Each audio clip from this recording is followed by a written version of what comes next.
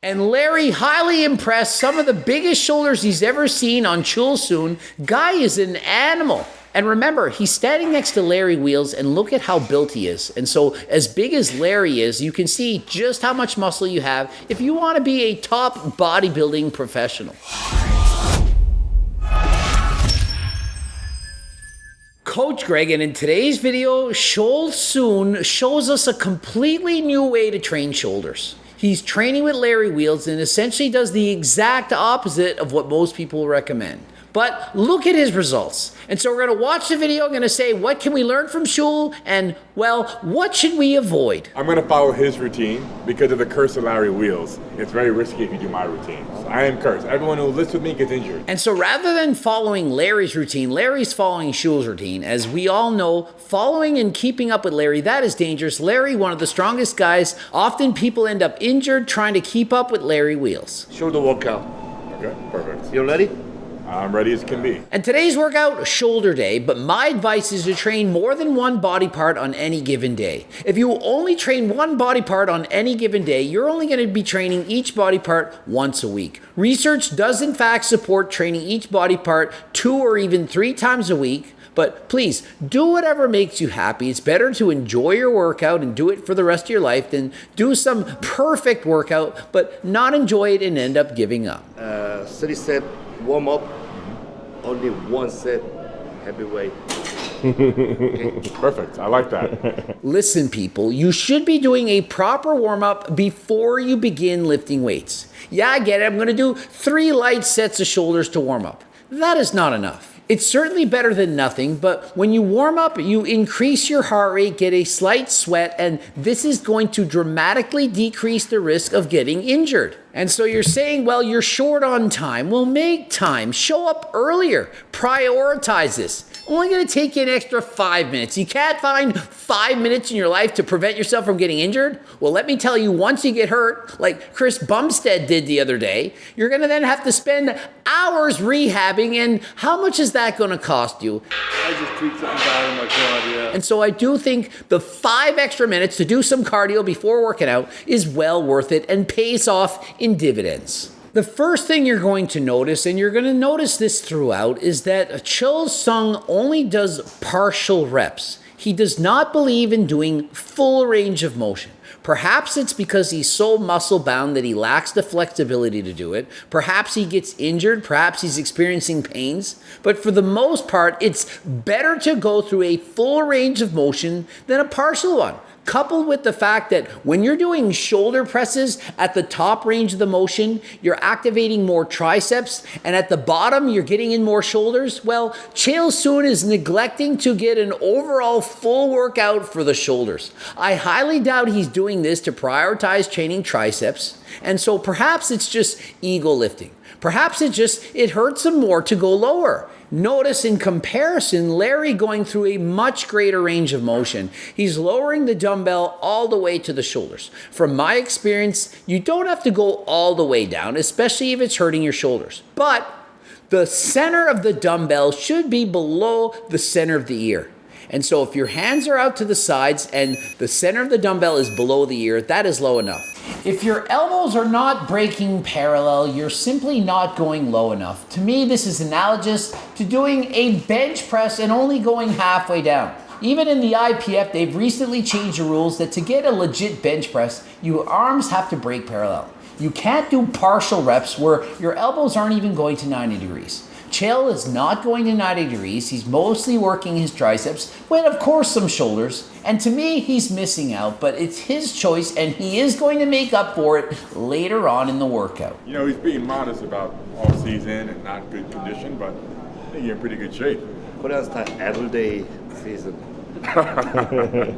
Look at this guy. This is his off season. Oh, but Coach Greg, you need to bulk up to put on muscle.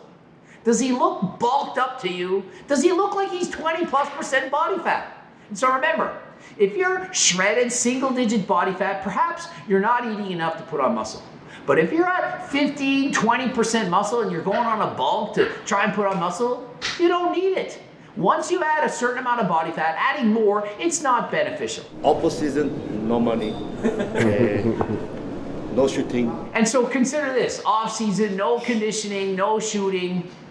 Really, this is the guy that has an incredible physique year round. He should be proud, not worried about how he looks in the off season. When I was heavier, when I was 125 kg, I was too tight. I couldn't go full range of motion. Now that I've lost some weight, it's comfortable. And so Larry's advice, try to use a full range of motion, unless of course it hurts you to do so. He says, if you can't do it like me, do it like Chil, which is to about 90 degrees. When we've all seen him, he's not even going to 90 degrees. You should be able to go lower than that. But hey, anything is better than nothing. If it's simply too painful, do the best that you can do. Let's see it. Lightweight, Oh, yeah. easy weight. Come on. And up next, 60 kgs, 132 pounds, obviously ego lifting a bit, but if you'll notice, he's doing it for high reps. And so although he's going through a partial range of motion, allowing him to lift a much heavier weight, he does do the exercise for high reps, 15 plus. But if you watch how long his time under tension is, 24 seconds. And so although he's getting a lot of reps, his time under tension, it's not that long. 24 seconds, that's not a long time under tension. Longer than a lot of people, but it's not approaching 40 seconds. But imagine if he had even heavier weights doing partials for 5 reps. It wouldn't be effective. It wouldn't have nearly enough time under tension. Despite the fact he's not using a full range of motion, at least he's doing it for higher reps, increasing the time under tension and preventing him from getting hurt. Imagine if he was doing even heavier weights, 80 kilograms, even 100, for only 5 reps doing partial reps. This would be dangerous, likely to get hurt, and so glad to see his reps are at least higher than last time. In comparison, notice Larry Wheels banging out high reps here, full range of motion, and the guy says he hasn't trained shoulders in 8 months. Yet, look how strong he is. But Larry Wheels, being a strongman competitor, super strong, without even training shoulders, the guy has more muscle than almost anyone that we know.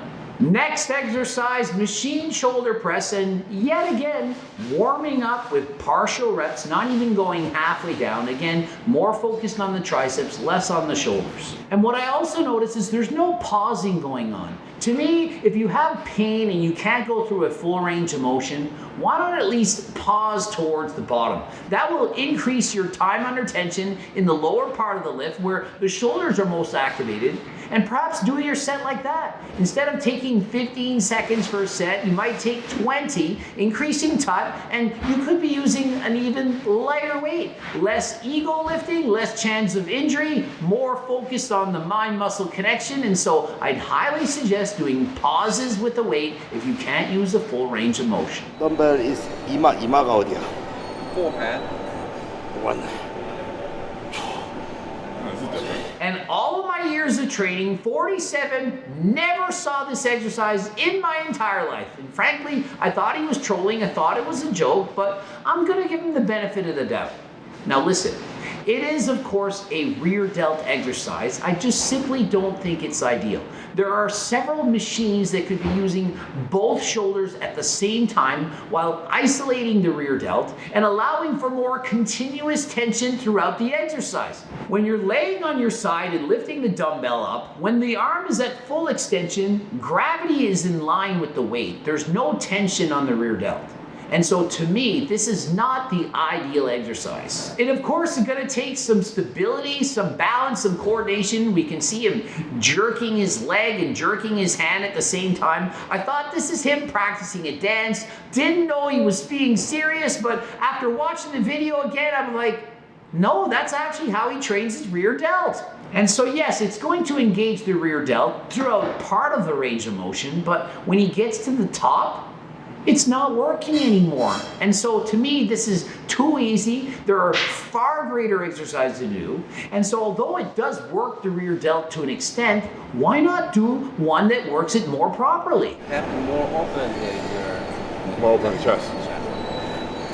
And so Larry's following Chul's workout. He's given it a go. You can tell he's clearly not done this before. And so just because you're a professional trainer or athlete does not mean you're going to know how to do every single exercise. If it's the first time you've ever done it, there's a steep learning curve. You're gonna look foolish and silly when you first do it, but over time you will get used to it. And so anyone out there who's never tried an exercise before, don't worry about it. You'll get used to it eventually. The first time anyone does anything, you're gonna look silly. Don't be worried, don't be nervous, don't be shy. If you want, ask for help.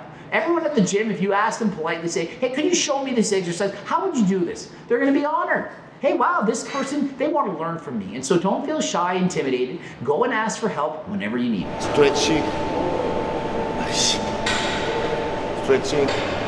Squeeze. And just look at the pump on Chul-soon. You check it out, this guy, set after set, he looks like he's exploding. And listen, he may or may not be on PDs, and I'm being sarcastic.